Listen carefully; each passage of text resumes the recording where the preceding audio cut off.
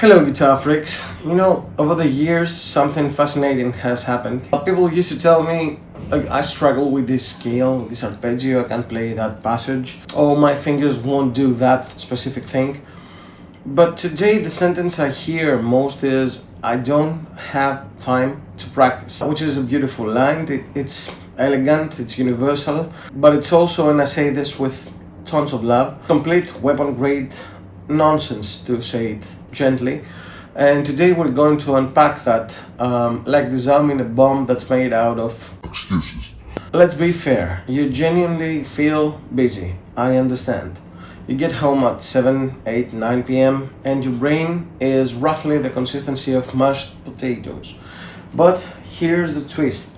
When people say they have no time, what they usually mean is I have no energy and no attention span left. Time? Well, time exists. It's right there. It's the same 24 hours as Beyonce, Mozart, and the person who somehow uploads 8 freaking TikToks on the same day while raising twins and a border collie. So the real issue here is the story that we tell ourselves. And that story becomes the shield that protects us from guilt. And it's psychologically comforting. It feels legitimate. It lets us go. Oh well, there's nothing I can do, and this is very, very convenient. But if we're being honest, the kind of honest that makes you raise one eyebrow at yourself, we're not dealing with a lack of hours. We're dealing with a world constantly trying to steal your attention, like a magician with ADHD and a caffeine problem. There's a reason the no time myth collapses under one simple test. Check your screen time. I've asked students to do this many times, and reactions vary from nervous laughter, existential dread, quiet weeping, oh dear God, that can be correct. On average, people spend 2 to 4 hours a day scrolling, and not purposely scrolling, not like, yes, let me research ancient music theory techniques, for example. No, you're watching a raccoon steal blueberries off a porch, alright? You're learning 37 ways to cut a mango. You're seeing someone play an impossible guitar line at 65,000 BPM and going, cool, I will never attempt that. But this isn't your fault. Your phone was not designed to be helpful. Your phone was designed to be irresistible. Former tech designers have openly admitted through the years that the notifications, infinite scroll, and short-form content are engineered to hijack your dopamine loop. It's the brain's little reward system that normally helps humans survive. Now, it helps you watch 7 hours of videos that you don't even remember.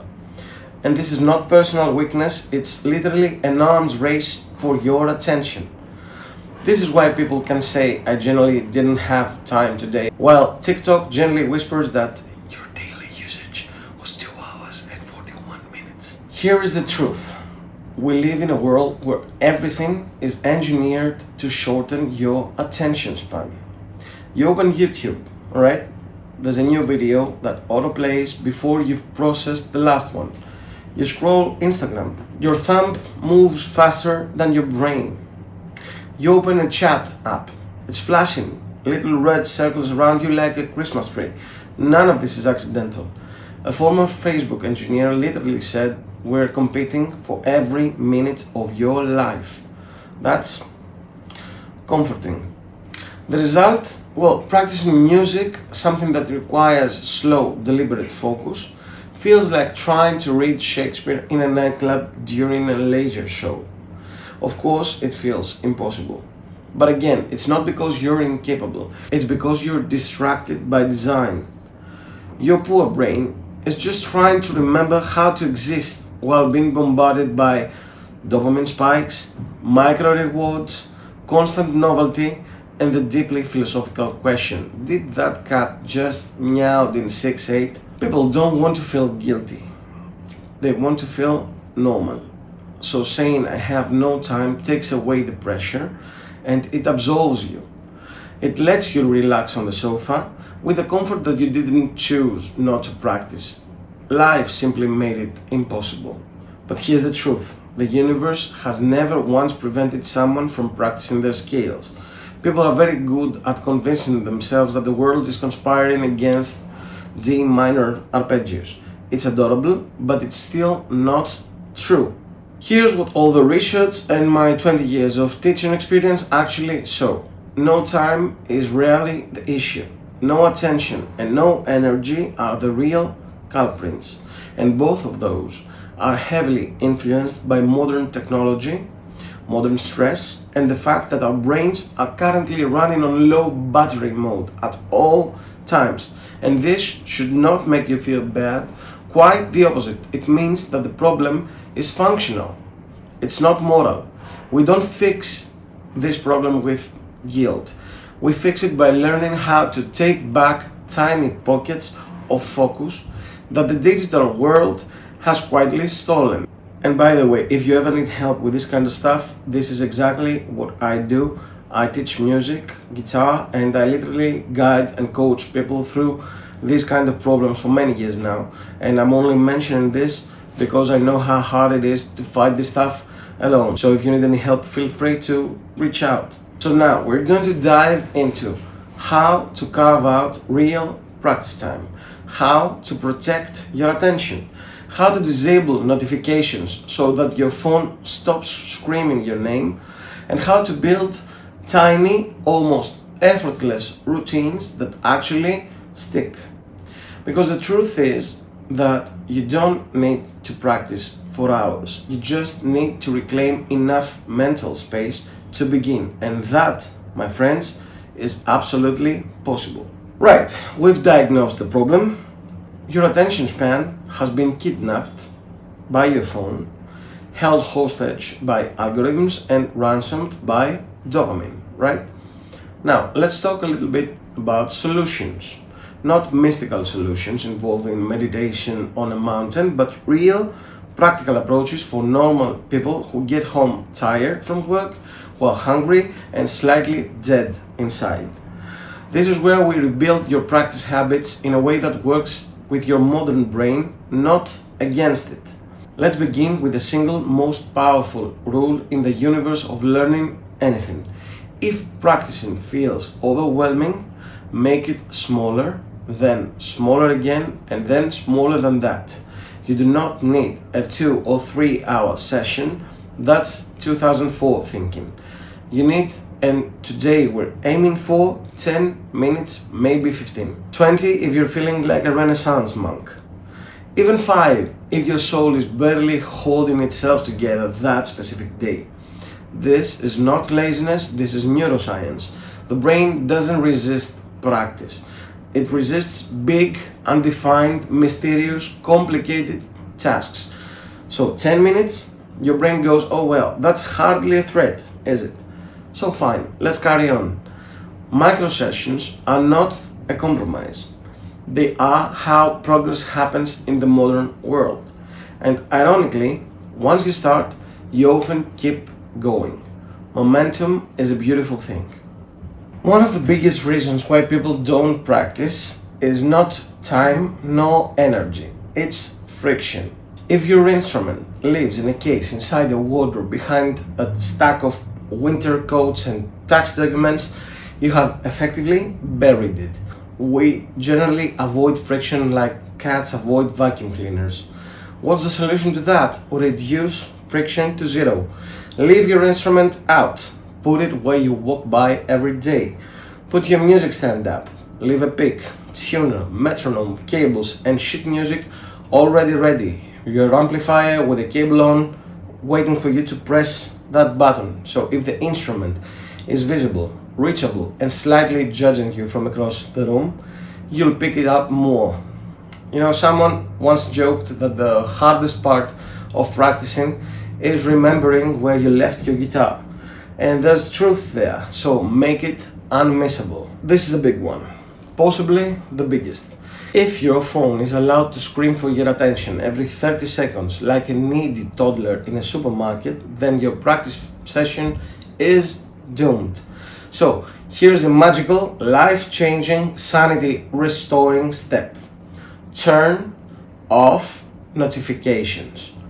All of them. Yes, even those little red dots, even the Instagram DMs, even the apps that tell you that someone liked your story. You can leave on emergency calls, obviously, but everything else, well, silence it. Former Apple and Google engineers admit it. Notifications are designed to break your focus. They're meant to pull you back into the app. Not sometimes, not accidentally, it's by design. So if you disable notifications, you regain something priceless. Your ability to sit with one task without your brain being yanked away mid-bar. If you do nothing else from this entire video, just do this. Here's another trick. Don't wait until you're exhausted. Right? So when you get home, you have a short window, a magical 20 or 30 minutes where your willpower hasn't completely dissolved into vapor. Practice then, even if you're still wearing your work clothes, even if you haven't eaten yet, even if your brain is saying, but the sofa is right there. Start before the evening fatigue avalanche hits. If you wait until after dinner, after YouTube, after a shower, after checking your phone, you're finished. Your brain has clocked out, it's gone home, so practice early. This is the difference between progress and I swear I'll try tomorrow. Now this one, it's elegantly simple. Attach practice to something that you already do. Examples. When you have your morning coffee, try 10 minutes of your scales. After work, play that riff song you were struggling to learn. After brushing your teeth, do 5 minutes of warm-up. After dinner, learn, I don't know, the triad sequence you've been struggling with lately, or improvise. And this works because your brain loves routines. It doesn't need motivation, it just needs a predictable anchor. No effort, no drama, no today I shall summon the discipline of a samurai. Just, oh yes, after X, do Y. Pressure kills practice faster than fatigue. If every session feels like a performance review from a strict music academy in 1842, of course you'll avoid it. Instead, let yourself experiment.